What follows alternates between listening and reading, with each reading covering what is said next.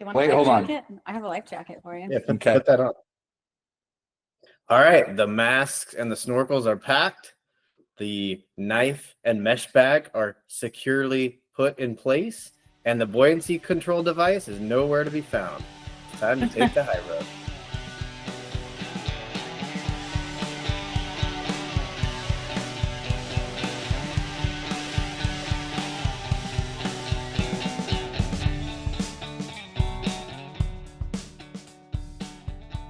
Did you look up BCD and what it meant? No, I didn't know. I was right off the top of my head.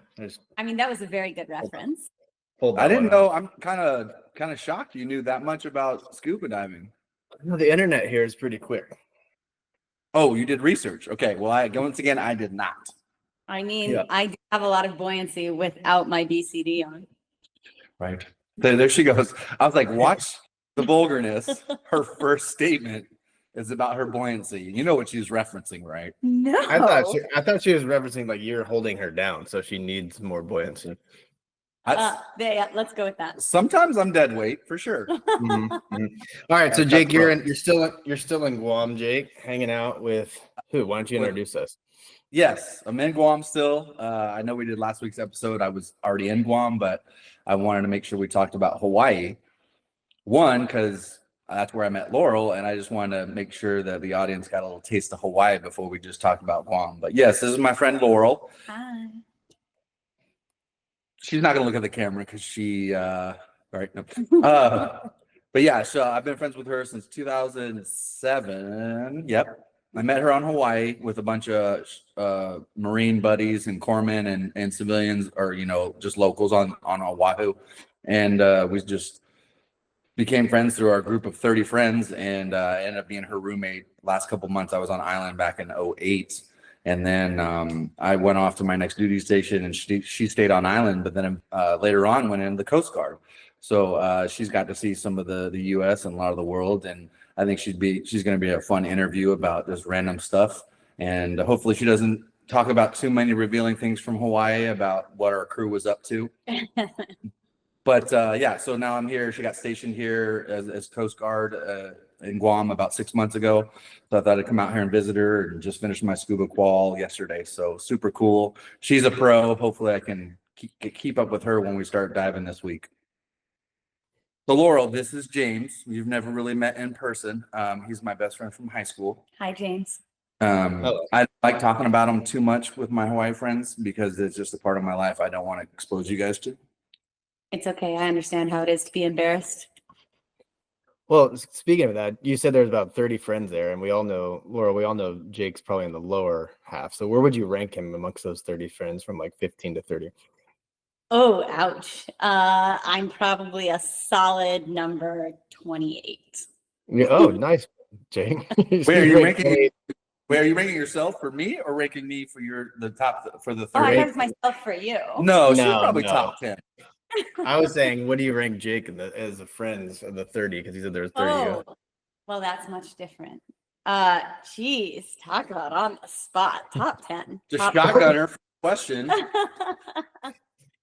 Well, Jake is the first of my friends to come out to Guam to visit me from that. So nice. That's a real strong start. Check box. Amazing friend. And he's actually visit me at a few different places. We had some extremely fun adventures in Maryland a while back. Yeah, when I was at a Navy course in Bethesda, she showed me around Baltimore, and yeah, and I probably hadn't talked to her in years, and I just hit her up out of the blue, and she, yeah, let's hang out. So, pretty awesome friend for treating me pretty kindly, even though I didn't keep in touch very well. Our fun works both ways, both of our faults.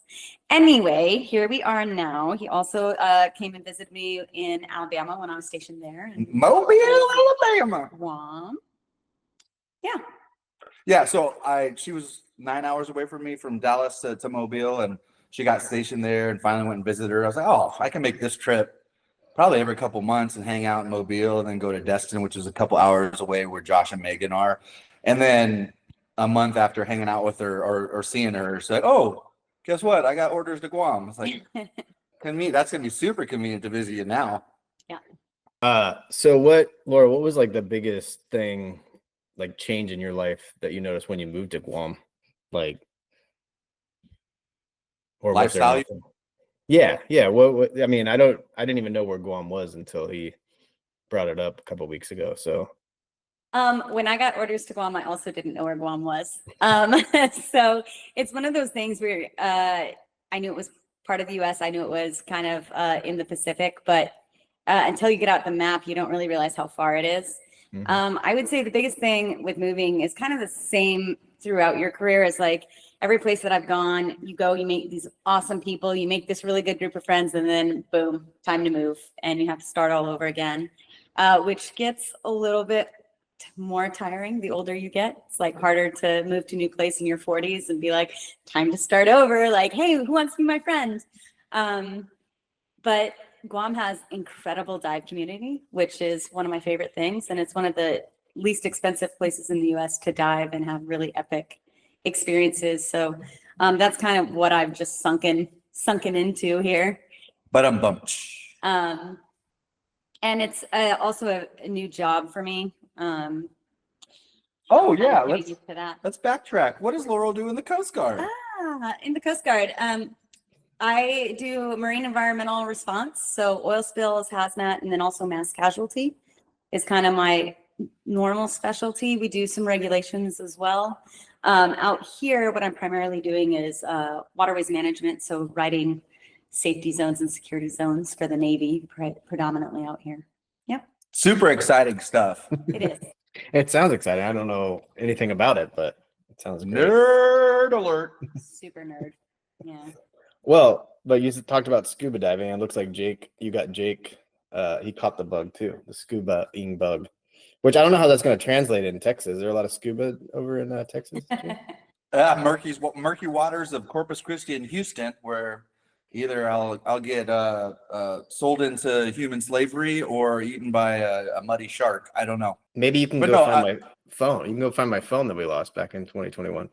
You think it would have weighed all the way down the river into the ocean? No, San Antonio. Just jump in the river with your big old scuba stuff.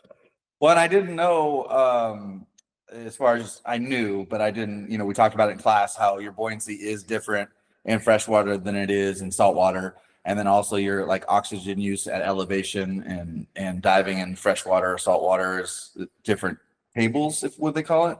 Yeah. As far as using oxygen.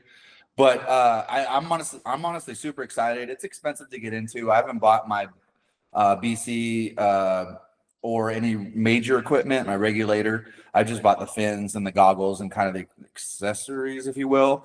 But I'm excited to get to my Florida road trip and actually do some scuba in Florida now. So that's another activity. Instead of just paddleboarding or fishing, I can do scuba maybe in Tampa Bay area, hopefully. And so for some of us that aren't familiar, BC is birth control, yes? You said it in the beginning, BCD. Right. But yeah, in boot camp, the glasses they gave you, the huge frame glasses, they called BCDs. Wait, BCs? No, birth control glasses, BCG. BCG. My letters are new to letters. But no, I had the birth control glasses. You just look like a complete dork. But then I got some cooler frames and then got eye surgery because I didn't want to be the four eyes. Because the thing that's even better than having glasses is just being able to see things. Yeah. Well, but you can't. You were telling me how bad your eyes were. Looks like you're gonna have to go back to the BCs. Oh yes. Well, my prescription has gone down. I'm like 2025. I need barely need a prescription. It's the bifocals now, so I have to if I'm on my phone, I have to look down into the little bifocal section. But I said no, not doing it. I've worn my glasses once since I got here because I'm fighting it. So how long did it take you to get certified to be able to scuba? So you can do it on your own now then, right, Jake?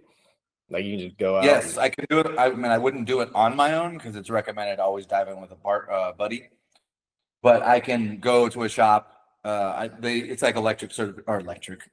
It is an electric certification. E-cert. You can feel it. It's electric. Yeah, I knew she's kind of predictable with the dad jokes. It's more like mom jokes. But yes, so as soon as my e-certificate, I have to log on to the app and then establish an account and then have my e-cert, and then I should be able to just go rent. Most likely I'm going to end up renting first couple times because it is expensive to buy your own gear. So I think anywhere in CONUS, or around the world, right? Around the world. Patty is a international cert. Patty. What's that stand for? I never even asked. I don't remember. Professional dive. No, that's not even She right. doesn't know letters It's either. not even right. I don't know what PADI stands for, but it's an international standard. Okay, so yes, so international, I should have it. And I don't plan. She's going to like a bunch of small islands like Saipan and Rhoda, Yep. all the little string of islands, and just they got to fly in, and it's pretty more expensive to do those smaller islands. I'm not trying to get to that level yet, but I think Florida's going to be. I'll just try to go to a local dive shop in the Tampa area when I'm visiting friends there and see what they say and kind of see if I can. And a lot of times what they were telling me is if you do a boat dive, they'll usually try to partner you up. Like they'll max out the boat, or not max out, but I guess have so many seats. And right. And if you don't have a partner, they'll try and just partner you up. But a lot of the people, there's really good shore diving. So you just walk from the shore and can shore dive. And, most people just do it and find their two or a group of four that they like to, it seems like. I don't know, Laurel could maybe say something different. No, I mean, you want to at least have one. There is a certification for you to do solo, but it's I don't know. The joke is that your partner is just a pony bottle with feelings, so that if something happens at depth, you have somebody else's air to use. And that's kind of really it. Is if you're doing self-reliant diving and you're going by yourself, something happens, there's no one there to help you out. And it's of course a risky sport, so it's always good to have a buddy. And yeah, sometimes it's smaller groups. You can just go yourself and someone else, as long as you have somebody that knows the area and knows how to navigate. Or sometimes you'll go in big groups, and I've gone in groups of like 15, and it's a little more hectic, but still fun. So some of the key things I've learned being brand new is you definitely want to pick the right diving partner, and not just their ability or their skill, but how much oxygen they burn up. Like Laurel's super good, and so like one tank she can get easily over an hour. I think I was burning one tank in like 45 minutes, but my partner was burning about the same amount of oxygen, so it kind of worked out. We both had to surface at the same time. But just learning little stuff like that, and it gets more expensive when you do the boat, and have, some places cheap is maybe 60 here. Here, yeah, is 60, which is really cheap, but most places that I've dove, it's like 160 to 200 for a boat dive. Yeah, like two dives, two tanks. so yeah, it definitely get expensive. So I'm probably gonna stay on the cheap side and just do shore diving. Maybe in Florida I might do a boat, but super cool sport or hobby. I don't know, what would be considered a sport? Yeah, sure. I don't know. Extreme hobby, but I think it's a new addiction I'll probably end up having instead of drugs or other inappropriate behaviors. So, but still dangerous. Got to keep that element in there, And So kidding, as you I don't do drugs. As you get better, are you able to conserve your oxygen, like with breathing exercises and stuff? Is that like something you can teach yourself to last longer in the with one tank? So are you recommending or seeing if I can go to like Lamaze class and just be a better scuba diver, or what do you? Yes, we all want you to last longer. Yes. For these specific questions about diving, I'm going to go ahead and just let Laurel take the lead, and then I'll just chime in with probably pointless information. Okay. Yeah, you definitely can train yourself and work on breathing. I can usually get about 2 hours on an standard 80 tank. It's more controlling your exhale, and it's also a lot to do with how relaxed you are. And there's also something to be said naturally for size. So women tend to breathe better than men. That's just, we naturally get to do that with our physiology. And then the smaller you are, the easier it is to use less air. But it's also a combination. Not only is it how much air you use, but how low you can stay depends on how much nitrogen you have in your blood. So that's something you can change with different air mixtures. And that's getting a little bit technical with it. But sometimes the limitation is how much air you actually have and consume. And sometimes it's just how deep you can stay before there's a toxicity. So yeah, they wear like a dive watch, which they call a computer. And I had like the cheaper version as when you're doing, I think they just, the certification, MDA, the place that does the certification. I think we just have the standard computer, but it's like, they all use the same algorithm. It's just the bells and whistles, like with having a big screen and a lot of more capabilities. So, but some of those watches or computers go up to like $1,400-$1,500. And you know me, I'm kind of frugal. So I think I might just try and find like a $700 one. So we'll see. But Definitely. You're just gonna have a wristwatch, like a Mickey Mouse wristwatch, and hope for the best. Yeah, right. So actually, one of my friends, who's one of the best divers I know, dives with a Mickey Mouse watch. It's a iPhone, or it's the new Apple Watch, but he's got Mickey Mouse on his cover. Nice.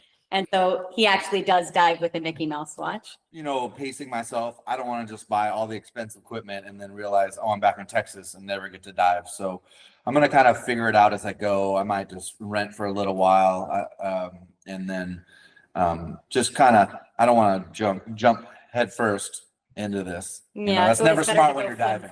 first. Gotta go fin first. Oh, Oh, foot pictures. Good. that's how Just got weird. that's how Guam feet look, James. Oh. Right there. That's beautiful. That's good. He's really trying to get the ratings up by throwing foot pictures in. No, but just to make a quick point, like Guam, I've only seen a little bit, and it's been awesome. And it has tons of good shore dive spots. And you know, once you get better and get more advanced with your dive certifications and go down to 100 and even more, there's plenty of wreckage and boats, sunken boats, and it's just really cool. And I think Laurel kind of implied, like, you're probably not going to be able to get certified cheaper or be able to dive cheaper than here in Guam. So granted, it's expensive to get out here, you know, with flight. That's why I did Space Aid. But I just want to be on the mindset, if there's an opportunity to do something and it's cheaper than normal, I'm probably going to try and do it. So I'm really glad I did it. I was super scared that I wouldn't be able to figure it out, or was too dumb to comprehend the physics of it or basic commands and basic tasks. But I got through pretty easily, and the instructors didn't have to babysit me. And so if you're putting it off, don't put it off because you're scared.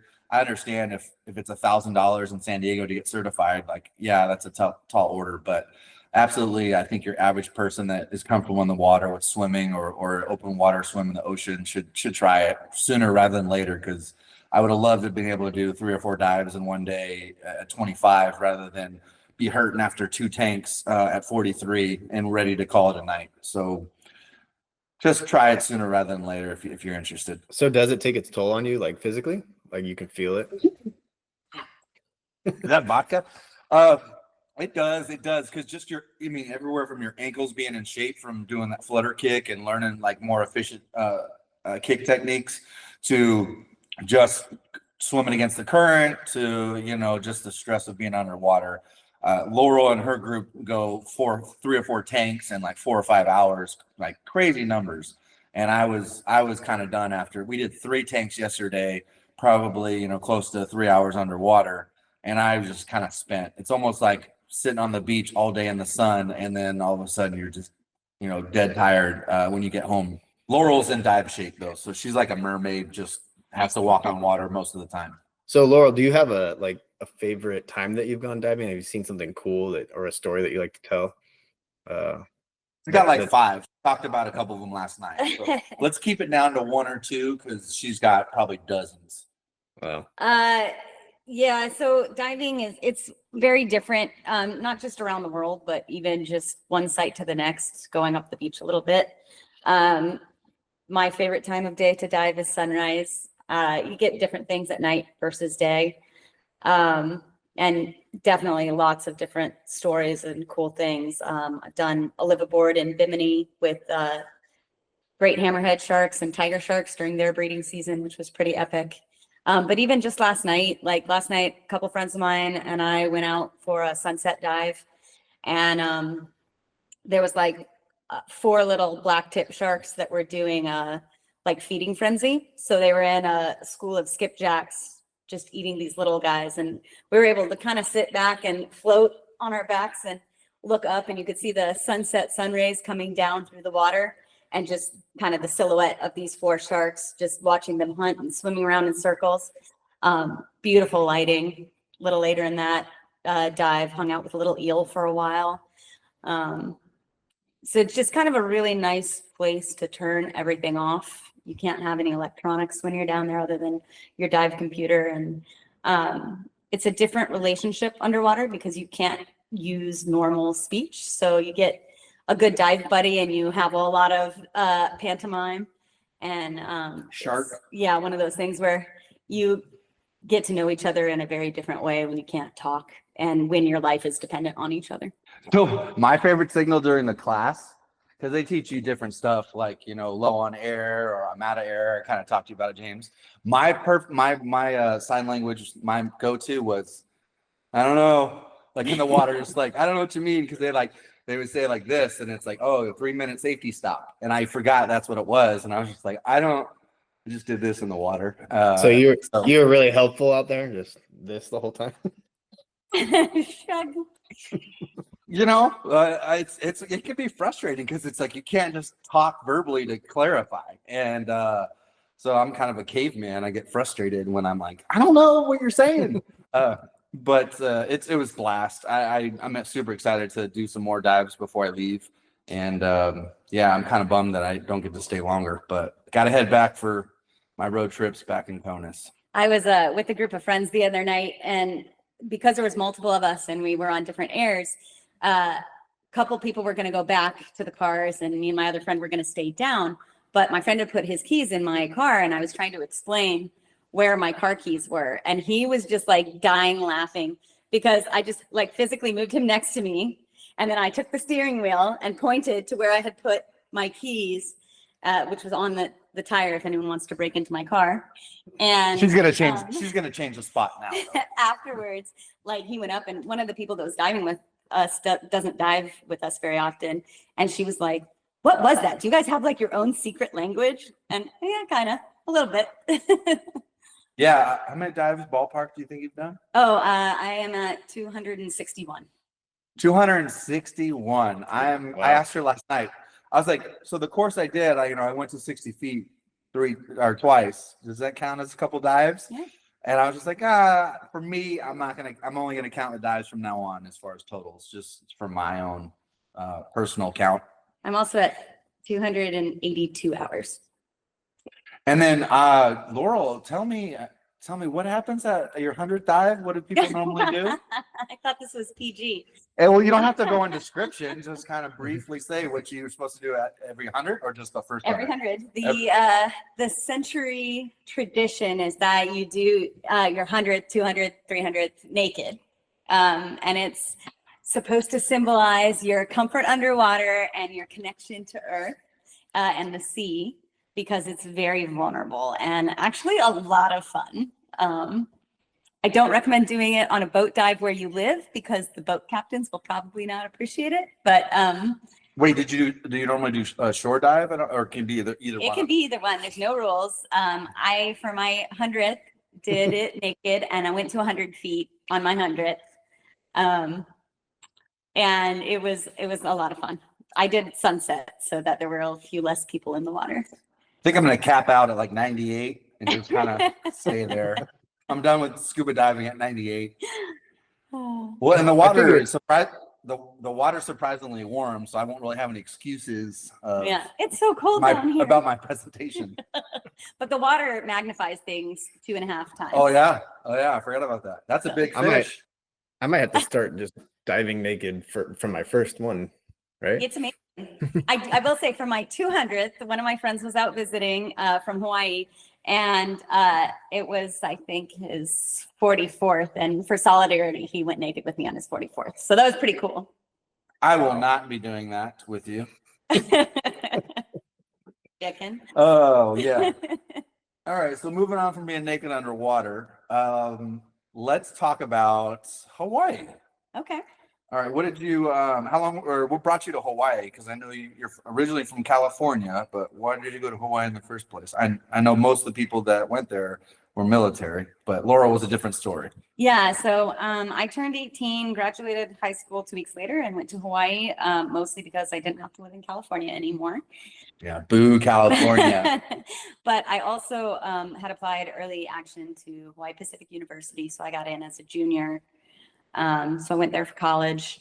When the plane touched down in Hawaii, when I first moved there, it felt like the first time in my life I'd ever fully exhaled. I love Hawaii. It's very much home for me. I didn't really understand the concept of homesick before I moved there. Like, I would miss my friends when I would travel, but I could be going to Nebraska in the middle of a snowstorm in the middle of winter to sit in a cornfield doing nothing. And I was happy to be leaving and traveling. And when I got to Hawaii, that changed for me. For Hawaii, I could be going literally to a place I'd wanted to go since I was 4 years old, and I'd be excited to go, but part of my heart would break when I would leave, and I was always excited to come home. So definitely, without question, the hardest part about me joining the Coast Guard was giving up Hawaii, and I knew I would have to do that. Right when I graduated college, I looked into the Coast Guard and I decided I wasn't ready to give up the island. So I was there for 11 years before I got in. I got into the Coast Guard old. I was 29 and older than my drill instructors, which was an experience for sure. But yeah, Hawaii is a really magical place. To me, the earth is a little different there. You're a little closer to the heart of the world, I think. And definitely not for everybody, which is great because the less people, the better, because it's already very overcrowded. But yeah, I haven't gotten to go home since November 2019, right before COVID. And I miss it every day. Guam has been my first out CONUS tour, and it's really good to be back on an island, but very different island. It's a very different feel. But I was going to say also, so I joined the Hawaii group pretty late as far as the collective group that has stayed in touch, I think, in 07. So when did you first get thrown into the Hawaii group? I'm sure they can appreciate this story because a lot of stories they have, I just have to hear secondhand because I wasn't there.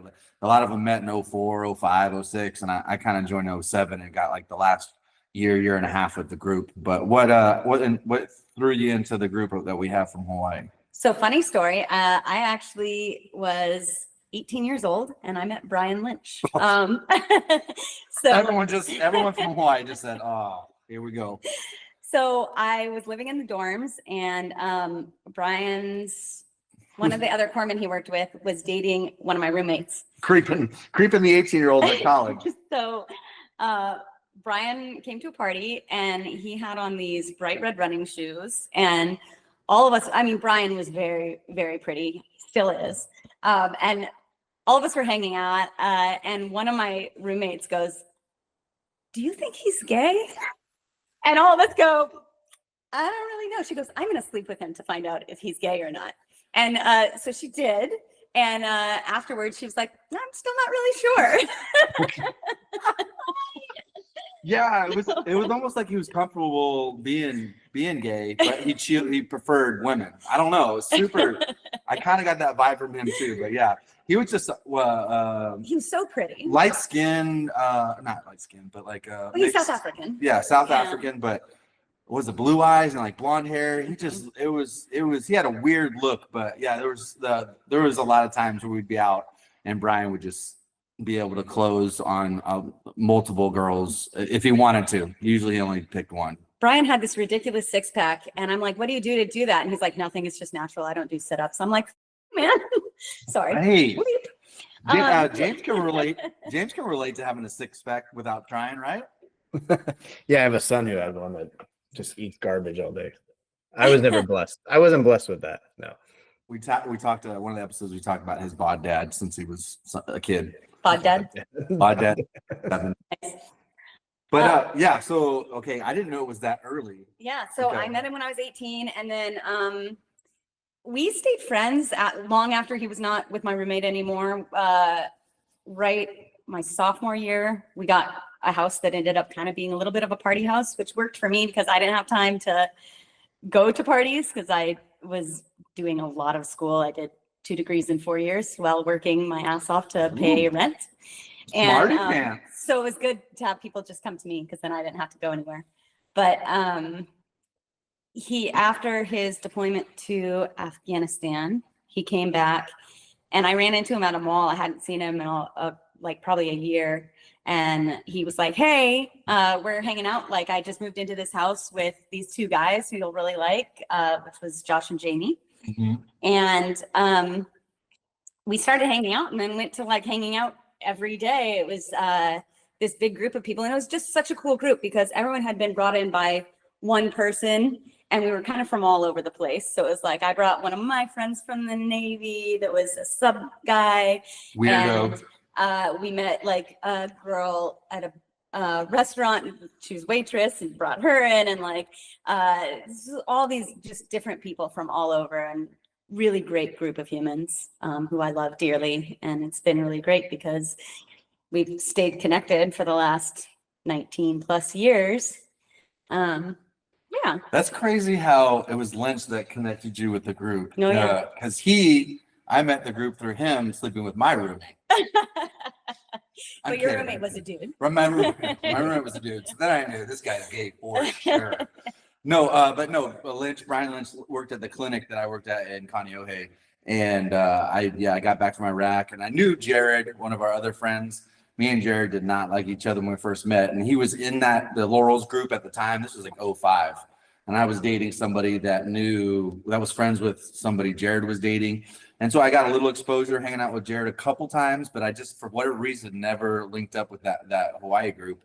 Went to Iraq, came back, and then saw Jared again on the beach. And we just started drinking beers and actually weren't worried about trying to be the alpha male in the area or whatever, and just started BSing about deployment and became, I think from that beach day on, we became friends. And then I think a month later, Lynch brought me to a party at the palace. There's a word that goes before the palace, but we're not going to say it on the show. But sounds like duck. There are ducks in the backyard. Well, it's just like it was a 5-bedroom rental that had just a huge living room space, and it was just 5 dudes besides Lynch that were in their 20s, and it was just partying. And I ended up at one of the parties there around July our time frame.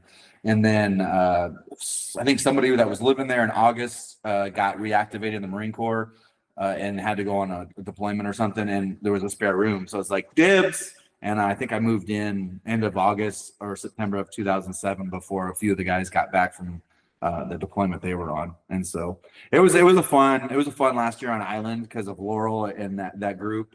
James, I wish you could have visited then, but you would have just been sitting in the corner drinking or smoking a whole pack of cigarettes because you didn't want to socialize.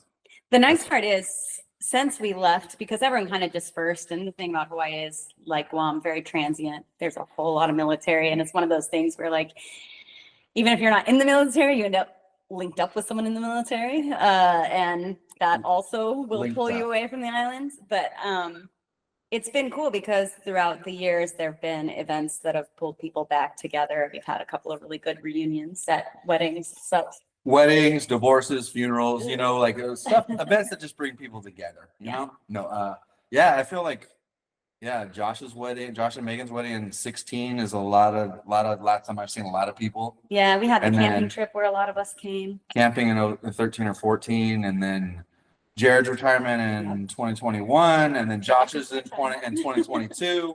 So like we've had opportunities, but it's all been in different places, either San Antonio or New Jersey or North Carolina. And that's just how it goes with military friends. You all just get dispersed, and I think a lot have ended up in Florida. I think it's just tough to see people, especially from military, unless you all end up at the same place at the end. So it's been great to visit people. I think Laurel's been the most challenging as of just when we started. Being. No, she's the most challenging to really want to go visit. No, but I think she was the most challenging logistically, but I made it work. So I think everyone else I go visit should be pretty easy. So, Laurel, what was your first impression of Jake when you met him? Oh boy. Probably doesn't remember it. Well, the funny part, he says that I was at the time not drinking at all. I still don't really drink very much. Which is crazy because I knew Laurel for the first 15 years of not drinking. Yeah. And then when I visited her in Mobile last year, we went out and after like 2 drinks, she had a nice fancy cocktail on a rooftop bar. It was 3 drinks. He was drunk. She doesn't remember. But so we have a couple, and maybe it was. Okay, halfway through her 3rd drink, I was like, she's going downhill quick. And just got drunk really fast. Not like your wife, Lori, who can have six drinks and not feel a thing. But to be fair, I had a designated walker, right. And we were walking, not driving. But I was hammered. To see her drunk for the first time after like 15, 16 years was entertaining. But we got some food in the girl, and she sobered up a little bit and was able to get through the night. I don't think I remember the first time that I met you. That's fine. I am very unmemorable. Yeah. I guess maybe think of a time where you did realize I was somebody in the group. or there like who's this new guy? Who is this Should I guy? even learn his name, or is he gonna be gone soon? Yeah. Is he sleeping with someone or is he actually hanging out? Well, I feel like there were so many interactions in the group setting that I don't really remember when I met a lot of the people in our group. I just know that after a couple weeks, and then especially when all the guys got back from deployment, like you just hung out, and yeah, it's hard to remember the first interactions for me too. So Yeah. I'm There's a lot not. of, like, So you're not you're unmemorable is what Yeah, we're everybody. landing on? You're unmemorable. That's why I'm so obnoxious and kind of a jerk sometimes. Because even if they like remember me as being a jerk or not liking me, at least they remember me. I just like to blame it on trauma. I feel like I just have blocked out my entire like. Oh, I was like, what trauma did I cause? No, just like blackout from trauma. That's what I'm gonna blame it on. It's not my bad memory. Right? James, you referenced this type of mindset, not from trauma. And she snorts once in a while. We can delete that. But no, kind of like when you're younger and you have that group when we were talking about water polo and how you saw all these faces, but you don't remember everybody. And I feel like that's kind of how it is even as adults, because she's introduced me to multiple people in a group setting and then one-on-one. I tend to remember the one-on-ones, but when it's like a group, I'm like, who is that person? So yeah, it was just one of those things where just too many fun people to realize, when you actually met everybody. But yeah, it was a good group. I think that's the best adult group of friends that I made and have kept for any duty station or any really period in my life. So it's been good. I'm glad I did. What are the odds that you guys can all get together and Airbnb the Duck Palace and all hang out again? It actually got redone. I drove past it when I was on Honolulu. It looks actually really nice and like fixed up on the outside. So when they rented it originally, it was not in great shape. There were plants growing up through the floor, and one of our friends actually killed a rat with a katana sword in the kitchen. Well, we didn't maintain that good of a house either. There was, open pizza boxes with food on the floor. So it wasn't conducive to keeping out cockroaches and rats. But, and then when we had the final party before we all moved out, we just they spray painted the walls and busted holes in the walls and just trashed it. But I was like, well, I'm not on the lease agreement, so I don't really care. I'm out. Really good tenants. But after that, it got redone, and I think it's pretty nice now. But I also don't think it's a vacation rental at this point. I don't know the ideal spot where we could all meet, because we do have. I only have a couple in West Coast, but I feel like majority are Florida or Georgia or the Carolinas. So I think if it's realistic, it's probably gonna be somebody's second or third wedding or a funeral or maybe a retirement ceremony for the last couple of people, but there's not plenty left. So I'm gonna throw this out there. We should all get together for your 100th dive, if you know what I mean. I'll get together for my 100th dive. Yeah. So we can. I don't want people to see me. Oh, all right. Boring. But no, boring. Well, I feel like once you hit your crypto millionaire, James, maybe you could just fund a Hawaii group reunion just on your dime. Yeah, maybe I'll buy the Duck Palace and just let you guys live there again. You'll need more than $1 million. You're not going to get your rent on time for sure. That's fine. But no, I'm glad we finally got actually in-person interview, and hopefully the audio and the setup's a little better. But yeah, I was super excited for Laurel to be the first in-person interview. I'm your first. Hoping she wouldn't be too inappropriate or. I think you were the first one to say You said floating anything device. about ducks. First of all, you might be right. I've had one slip. But no, Laurel's notorious for any just. Dick jokes and dad jokes. So she's notorious for just tons of innuendos. Like you can't say a hole or the hole's too small or something where she doesn't say that's what she said. She's the Steve Carell of our group. And I've never even watched The Office. So what do you guys have planned for the next few days? Jake, how much longer are you staying? Not sure yet. She's got a busy schedule with work, and the Coast Guard's calls it's not the same as Navy chief initiation where we're going through 6 weeks of getting thrashed, but very similar. So it's gonna be super busy for her come the first few days, 4th of March. 4th of March is when we start. Yep. But we can't talk about specifics because of OPSEC, operational security. I don't know the specifics anyway, I'm but I'll kidding. find out. I'm kidding. So hopefully I can stay on for at least another, I don't have my watch on, another 7 to 10 days and hopefully get a dive every day or maybe 5 or 6 more spread out through the next week. And yeah, so hopefully she can show me some good spots, but I'm really trying to get off island before her life gets crazy because it's actually like almost about an hour drive up to Anderson Air Force Base where I fly in on that Space A flight. So it's not very convenient for her to try and get me up there when she's got so much stuff going on and then she's leaving island for like 5 days. So hopefully we can get some good stuff in, and I might be off island anywhere from the 3rd to the 10th, whatever, or the 8th before she leaves for her trip. But just kind of roll with it. I definitely try not to make it inconvenient for who I'm visiting, but Laurel's pretty flexible and says it's not a big deal. But you still try to not make it too inconvenient. It's fine. It's fine.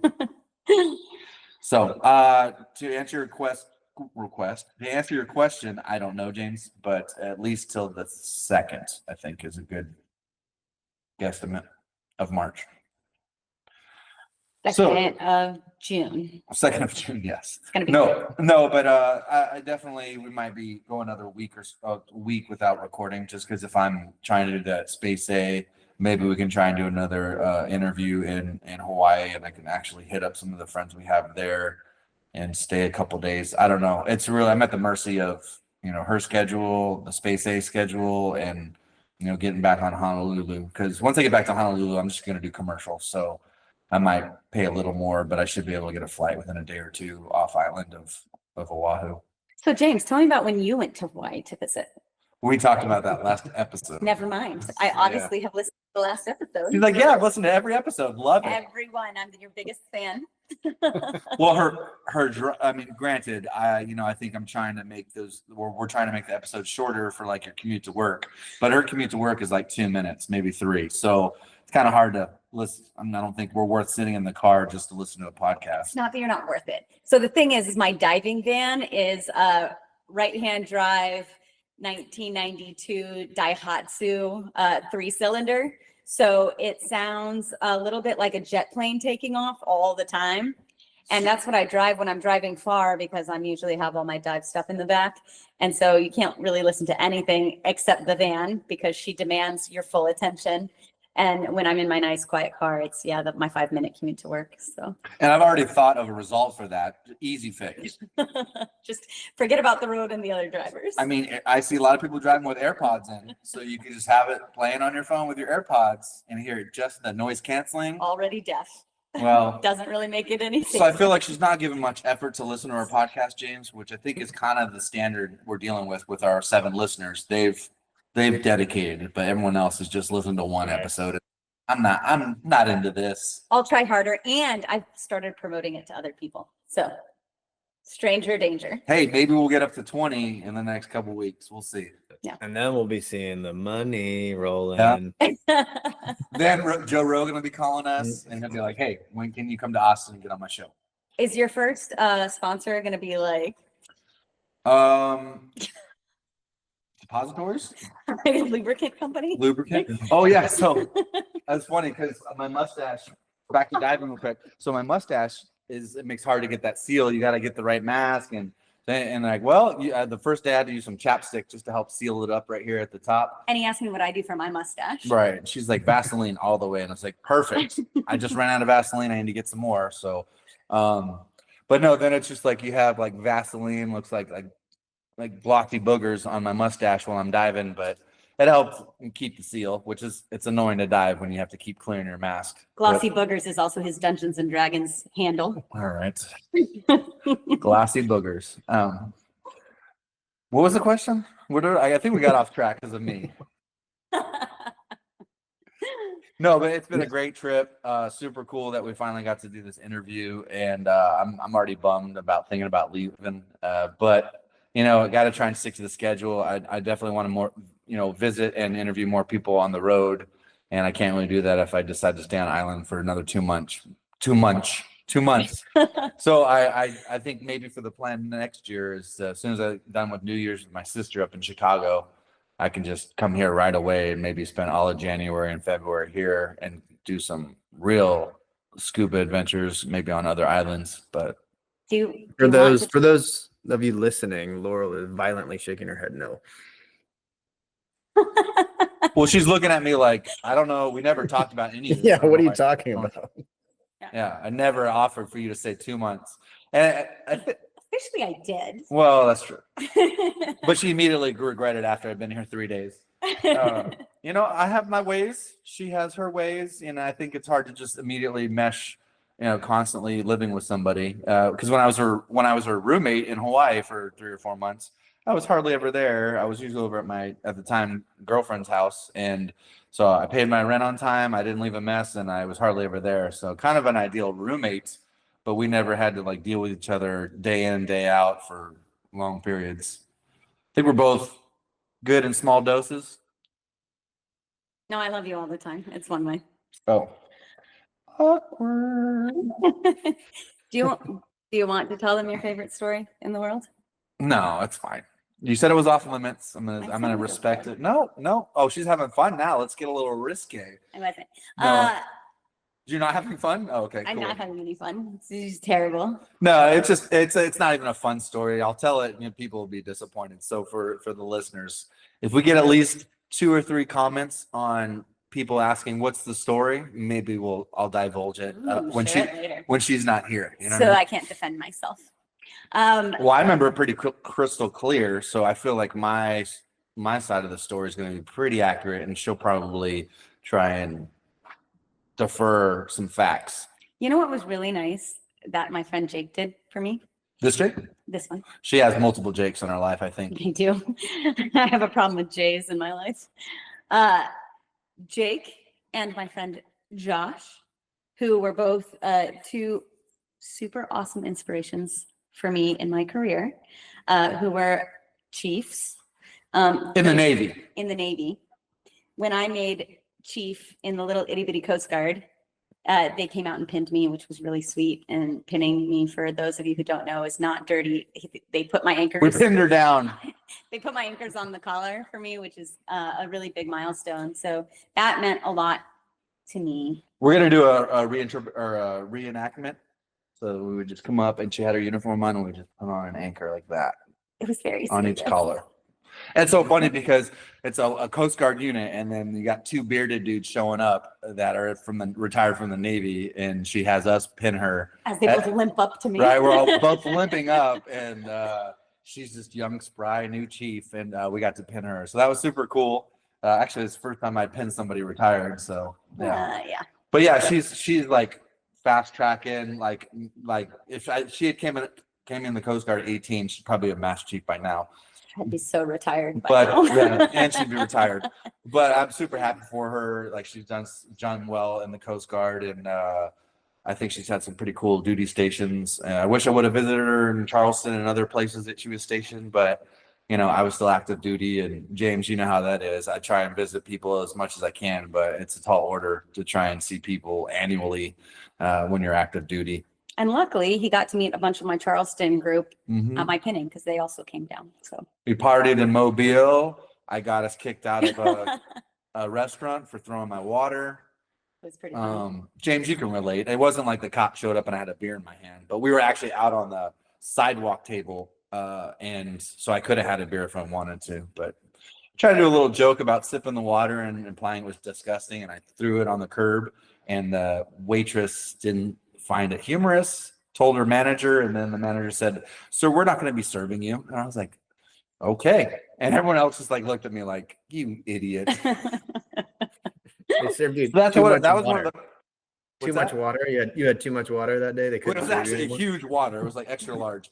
But it was just funny because I was just kind of thinking her friends must think, God, what a douche. Why is Laurel friends with this guy? Mhm.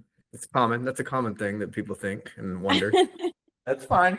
You know, the real friends grin and bear it and just get through the hard times and still keep me as a friend. That was, And I mean, we almost got kicked out of medieval times too. That was Right. even funnier.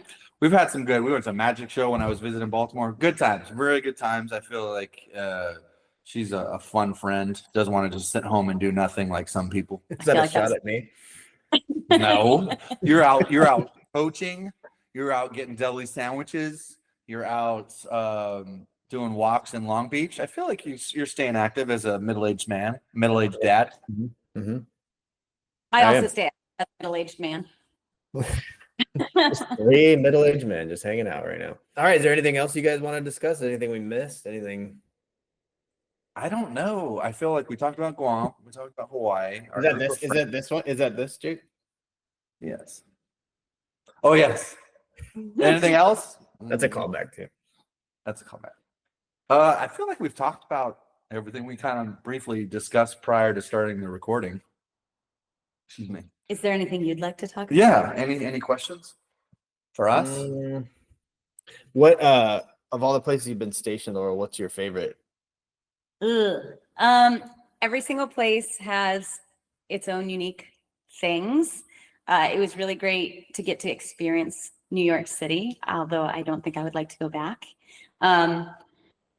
Baltimore was amazing for my career because we also covered DC, so National Capital Region. Charleston, the people that I met there, I wouldn't have survived my time in Charleston without. They really literally picked me up off the floor at some hard times in my life, and I love them and appreciate them more than you can imagine. And Mobile was amazing because it's I was at the National Strike Force Center. It was a golf strike team, and I'd wanted to do that for my career for forever. So hard to say. They were all pretty amazing. Favorite maybe Charleston. Yeah. I think that's a fun city. I think I would have enjoyed visiting you there. So snooze you lose though. Didn't take advantage of having a friend there. Good job. You're telling me good job? Yeah, you should have told me, hey, go visit your friend in Charleston. Yeah. Why didn't you tell me? What years were those? I forgot. Charleston was 2019 to 2022. Okay. Went through the COVID. Yeah.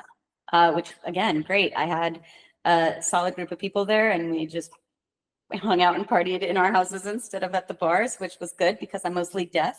So no loud music. Right. And all of us were working professionals who didn't really get the chance to quarantine, and none of us had high-risk family members. So when we caught COVID, we all caught it together. They were just breathing on each other, sharing drinks. They didn't care.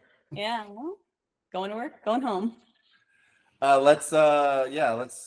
think that's a pretty much I'm having a stroke, so we should probably call it quits. Wrap it up and wrap it up. Oh, that's what she I'm said. just setting her up for so many innuendos. I would be willing to talk another hour, but I'm sure our listeners can only handle 30 to 40 minutes. Yeah, So you better wrap it up. maybe we can do one more interview with Laurel down the road remotely and maybe talk about some more stuff if seems to be a demand for her to be on again, which I mean, if one of the 6 people that listens to us says they want to have us interview again, we'll do it. That's a sixth of your listening base. What's the percentage on that? 15% of our listeners need to say they want to It's pretty good. see you again, Go Team Laurel. right? Well, it was good finally meeting you semi in person. Godspeed dealing with this guy for the next 2 weeks or so. 10 days. That's it. That's the cap. All right. Well, All right, yeah. Congratulations on the scuba diving. Stay safe. Thank you. And Just post another way to pictures for show heaven's myself. sakes. Post picture. You're the worst picture poster I've ever. Well, What happened I took a couple because no one else. We had 2 girls in our group, and they didn't take any photos. So I was like, yesterday when we were geared up before our first dive, I was like, all right, fam, let's take a photo. They all got together, and I have some of mine, but then Laurel took some with her phone. A couple after we were done and fully certified. So I'll get those to you today, man. It's just like everyone use WhatsApp here to send pictures because sometimes they don't go through by just texting them. So it's been a challenge with communication, and I can only use my phone with Wi-Fi. So bear with me, bud. Okay. Fine. All right. Well, that concludes the Taking the High Road podcast. And we'll see you guys again shortly. All right. Bye. Bye.